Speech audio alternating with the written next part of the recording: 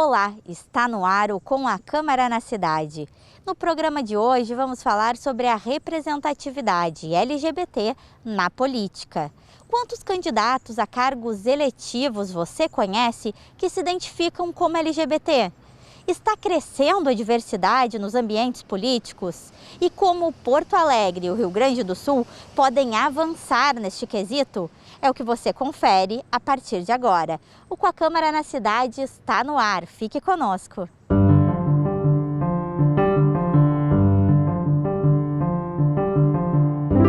O tema da representatividade LGBT na política ganhou novos debates no último mês, com atenções voltadas ao Palácio Piratini. Isto porque, durante a entrevista em programa de televisão, o governador aqui do Rio Grande do Sul, Eduardo Leite, declarou publicamente que é gay. Mas a pauta da diversidade no cenário político não se restringiu ao cenário estadual. Aqui na Câmara de Vereadores, na mesma semana em que Eduardo Leite declarou sua orientação sexual em rede nacional, o Legislativo de Porto Alegre atuou pela primeira vez em sua história com uma bancada LGBT. O plenário Otávio Rocha foi colorido com os tons da bandeira da diversidade em 28 de junho, data em que é celebrado o Dia do Orgulho LGBT. 5 parlamentares ganharam um destaque pela identificação com a causa, como é o caso da vereadora Dayana Santos, do PCdoB, única da bancada LGBT que tem cadeira fixa durante esta legislatura na Câmara do município. Se a gente está num Estado democrático, se aqui a gente representa dentro dessa casa parte dessa sociedade, eu não estou fazendo nada além do que exercer um direito de todos aqueles que confiam em mim, daqueles que votaram em mim por ser uma mulher lésbica, mas daqueles que votaram em mim por ser uma sanitarista, uma educadora social, porque é disso que a gente fala, nós não somos só a sigla. Nós somos essas potências que por muito tempo ficaram invisibilizadas porque não tinham sequer a possibilidade de questionar algumas coisas, porque sempre foram violentadas, porque ainda continuam sendo mortas, porque têm medo de assumir quem são por conta da violência opressora. Mas se a gente não fizer isso, a gente não vai romper nunca essa onda fascista, essa onda machista, o racismo que impera, todas essas formas de opressão que estão tirando as nossas vidas. Então isso que hoje eu trago como pauta aqui, todos esses debates, é por responsabilidade com quem eu sou e por responsabilidade a todos aqueles que olham para mim e pensam, sim, é possível. Para outros 4 parlamentares que são suplentes, a data foi ainda mais emblemática. Mesmo que de forma temporária, assumiram a vereança no Dia do Orgulho LGBT, Andréa da Mata, do Solidariedade, Giovanni Culau e Coletivo, do PCdoB, Natasha Ferreira, do PSOL e Tom Falcão, do PT. Discursos fortes, emocionados e em tom de desabafo foram ouvidos na tribuna. Se nós podemos estar aqui, todo e qualquer LGBT pode estar em qualquer lugar. É esse o recado que nós queremos dar aqui no dia de hoje. Esse é o nosso recado. Nós não nos furtaremos da luta porque compreendemos que a existência e a resistência da nossa população me coloca hoje aqui como a primeira vereadora assumidamente lésbica, parte significativa desta sigla. E isso é importante quando ressaltamos a luta de toda uma construção, um movimento que se dá com sangue. E muito sangue, não é, Natasha? Porque quando nos atacam e retiram as nossas vidas e as possibilidades reais de ascensão, quando nos delimitam e não constroem políticas públicas que dialogam com as nossas necessidades, quando não nos olham como parte pertencente de uma sociedade, estão eliminando algo que é essencial para a construção da sociedade, que é a diversidade. Queremos respeito, oportunidades, igualdade, paz. Estamos em pleno século XXI e ainda convivemos com ódio e preconceito jurássico, caduco, arcaico, de pessoas que matam e ferem por causa de diferenças de gênero, etnia, cor, religião e classe social. O Brasil não é somente o país que mais mata, não é somente o país que mais afronta as LGBTs, é o país que mais ameaça, é o país que faz o discurso de ódio. Eu fiz um BO, vereadoras e vereadores, porque desde que saiu a notícia de que eu serei empossada nessa casa, o discurso de ódio pegou nas redes. Começaram a falar que as LGBTs eram doentes mentais. Falaram que eu não sou uma vereadora, que eu seria sempre um homem, um vereador, desrespeitando a minha transição, desrespeitando a lei de identidade de gênero. Assumindo esse mandato, eu, vereador eleito, homem gay, não faço isso sozinho. Junto comigo, aqui nessa tribuna, e todos esses dias que eu estarei aqui, terão os corpos de todos os LGBTs que vieram antes de mim, que estão aqui comigo e que vão vir depois de mim. Junto comigo, aqui em cima, na data de hoje, que é um dia tão especial e tão representativo, não só para mim, não só para a população LGBT, mas para todos e todas aqueles que ainda precisam aprender a nos respeitar.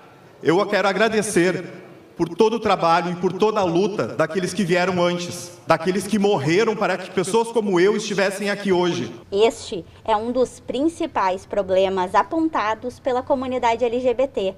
Vozes que não são ouvidas até chegarem a espaços de poder, como aqui a tribuna do Legislativo.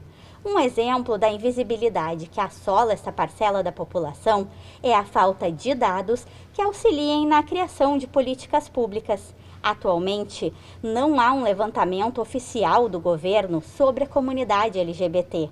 E foi pensando nisso que a bancada LGBT protocolou aqui na Câmara de Vereadores, em 28 de junho, um projeto de lei que prevê a criação de um relatório sobre esta população. Nós temos aqui um PL que vai ser, e já foi protocolado e assinado por nós 5, que fala justamente disso.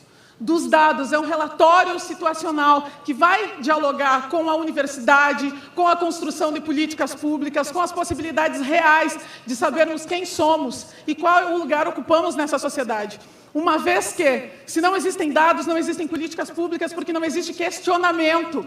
Porque, em definitivo, presidente, quando olham tudo isso, e já concluo, não acredito que já passaram 15 minutos. E já conclui, olhando para tudo isso, presidente, a gente definitivamente consegue dar a estas pessoas, que somos nós nessa sociedade, a possibilidade de romper esse ciclo sabendo que precisam de educação de qualidade, de segurança e segurança pública, que precisam de saúde e protocolos que dialoguem com as suas realidades. Os poucos dados que existem sobre a comunidade LGBT não são nada positivos.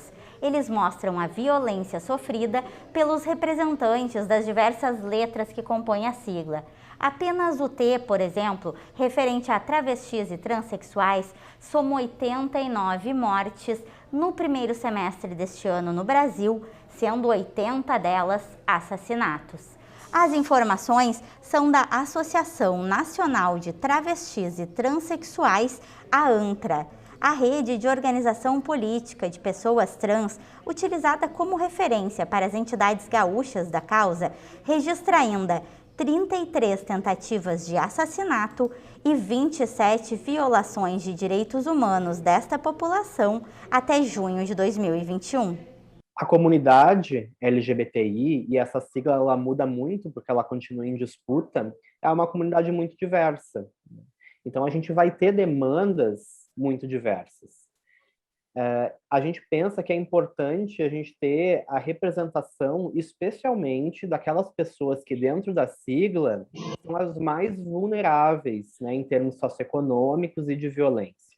Então, eu acho que o grande avanço tem sido a candidatura e a eleição de pessoas trans, e especialmente, no caso brasileiro, de mulheres trans e travestis, por serem elas as pessoas dentro da nossa comunidade, né, que são as mais vulneráveis à violência física, né, ao desemprego, à vulnerabilidade socioeconômica, são as pessoas que têm menos acesso a direitos e políticas sociais, como educação e saúde. A letra T hoje, realmente, ela é a letra que está mais na marginalidade, né? Porque a prostituição compulsória, né, a condição da prostituição, ela é para as travestis e transexuais, né? Ela não é para homens gays. O homem gay, ele tem, muitas vezes, como ter uma performance de gênero para conseguir um emprego. Ele consegue se manter numa escola, muitas vezes. Mas gays afeminados têm mais dificuldade. Muito. Gays negros, muito, mas mesmo assim eles ainda têm o privilégio de estarem performando a masculinidade, coisa que as travestis e transexuais por fazer a transição de gênero, já não tem mais. E aí tem um outro debate.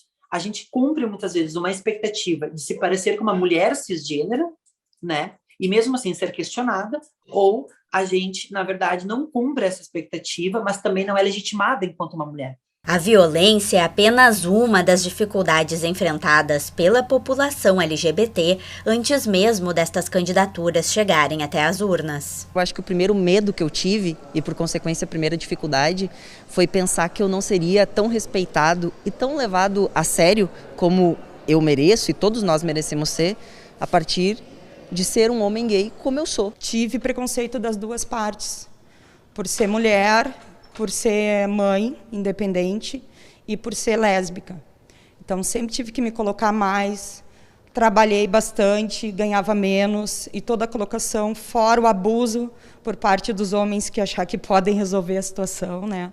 E por parte mesmo da comunidade, né? E eu que sou muito crítica dessa democracia republicana extremamente burguesa, né, assim, que ela é estruturada sempre para eleger homens brancos que têm uma orientação religiosa, que têm a questão da moral, da propriedade privada, e aí a gente acaba entrando, tipo assim, é como jogar no estádio sem torcida nossa, sabe? Você entra para dentro de tudo que é deles e tendo que ali literalmente gritar, falar mais alto, falar muito sério, não pode errar. A política partidária mesmo, ela acaba sendo mais dura com a gente, porque a gente tem que estar o tempo todo provando a nossa capacidade, provando o quanto a gente é igual, o quanto a gente é capaz, e muitas vezes a gente tem uma capacidade política além, inclusive do que algumas pessoas que acabam se elegendo e deixando a gente para trás.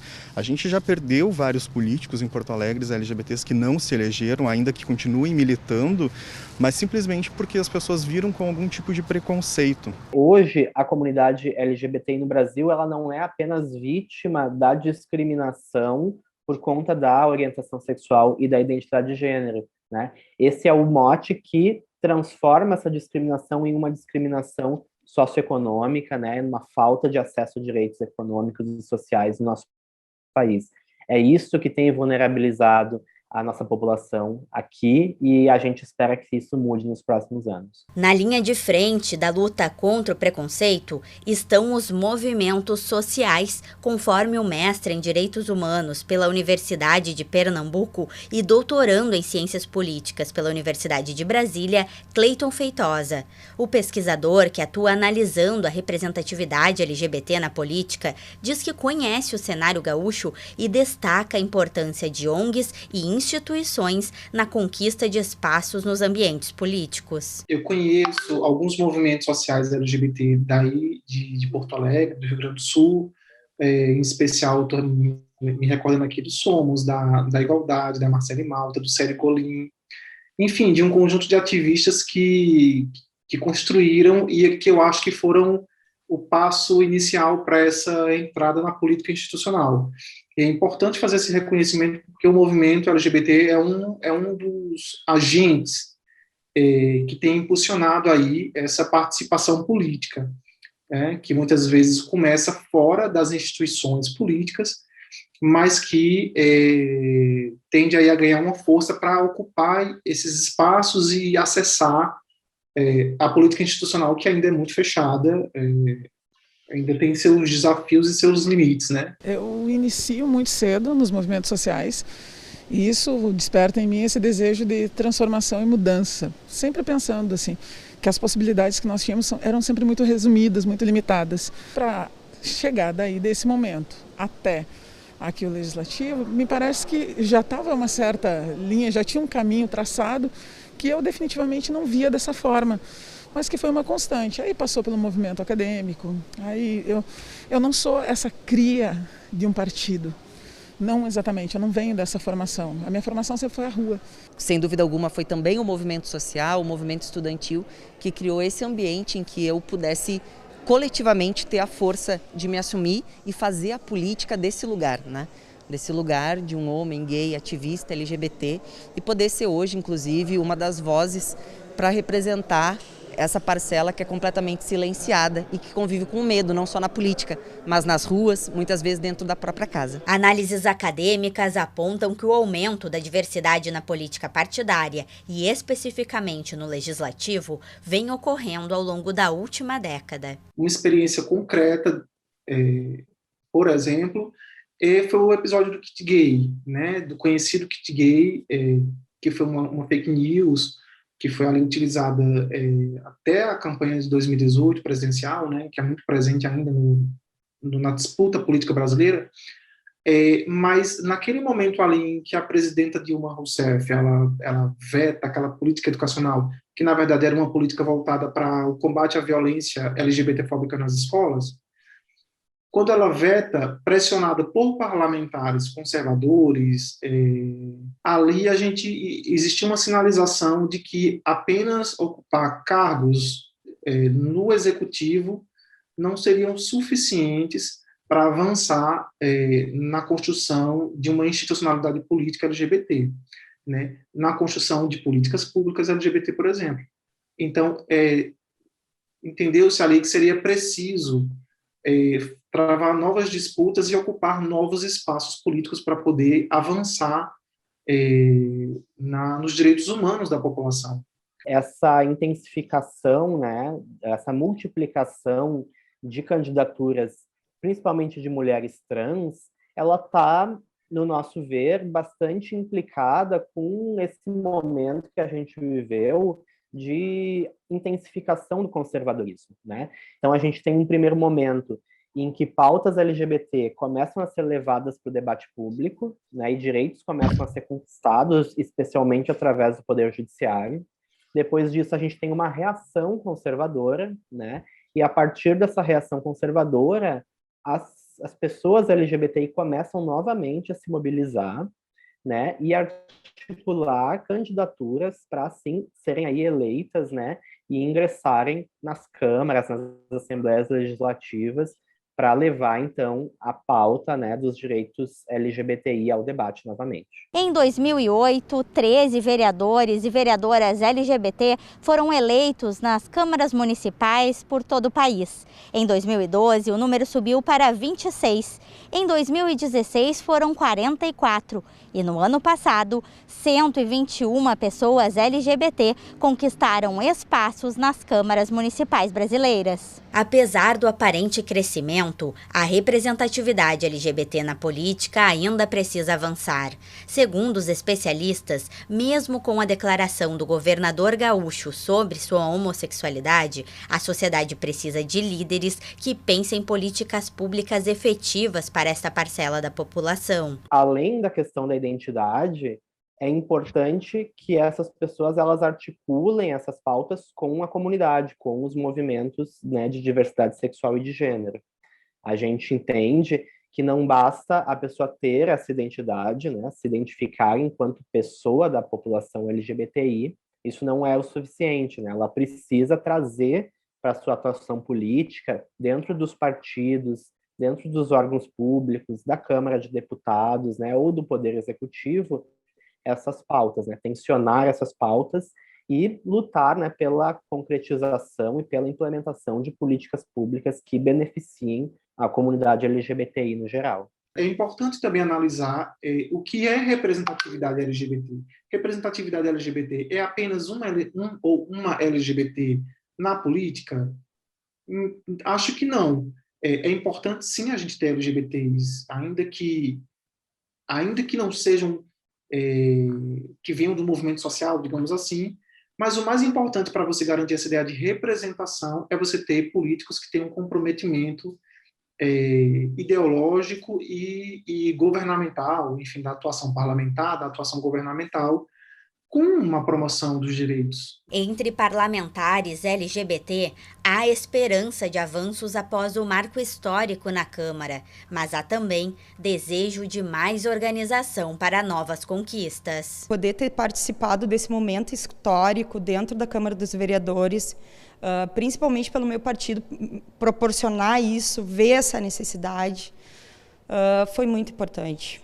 Poder estar junto com o pessoal do PCdoB, PT, PSOL, e a gente falar a mesma língua, ter a mesma luta, isso é muito significante, que eu acho que independente de partido, de qualquer situação, a nossa luta é a mesma. E o que o povo quer e vê é isso, que a gente possa ser representantes, que a gente tenha mais representatividade dentro, né, das políticas. Eu acho que a gente está subindo escadas, e a partir de 2018, eu acho que a gente ligou literalmente assim, um sinal de alertas, ou a gente ocupa esses espaços com uma certa responsabilidade social, né, porque não é só ser mandato, é só ser vereadora, né? Tem que garantir o mandato, mas tem que garantir que todas nós estejamos minimamente seguras. Eu acho que a gente acendeu, digamos, como alerta, mas eu acho que vai faltar uma estratégia, um plano. Eu sinto falta disso, que a gente ainda tem um encontro nacional, estadual, sei lá, que a gente tem uma estratégia nos partidos também, para que a gente daqui a pouco vem outra pauta aí, e aí as trans de novo são largadas à marginalidade. A solução, para quem entende do assunto, passa por mudanças nas estruturas partidárias, com abertura de espaço para a diversidade. Eu acho que hoje o grande desafio para a representação política LGBT é o espaço partidário. Eles ocorrem numa dinâmica interna muitas vezes sem controle, que poucas pessoas do partido que controlam e que decidem muitas vezes quem vai poder ser candidato e quem vai poder ter o apoio do partido, o apoio tanto de recursos financeiros para o desenvolvimento de campanhas, quanto apoio em várias ordens, né? Participação em rádio e TV,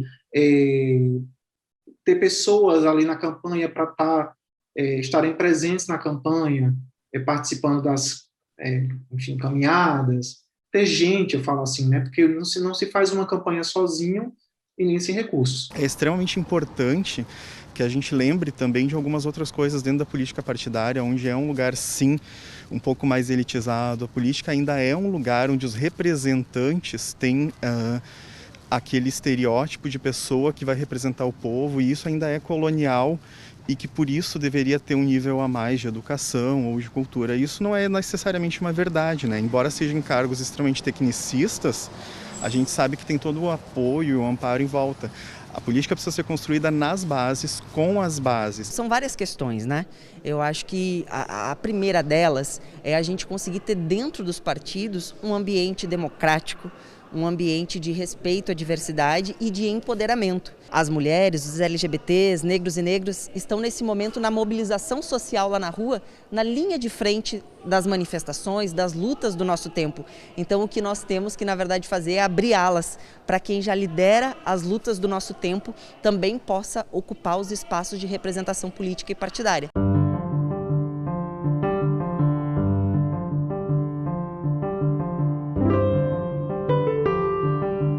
Com a Câmara na cidade de hoje fica por aqui.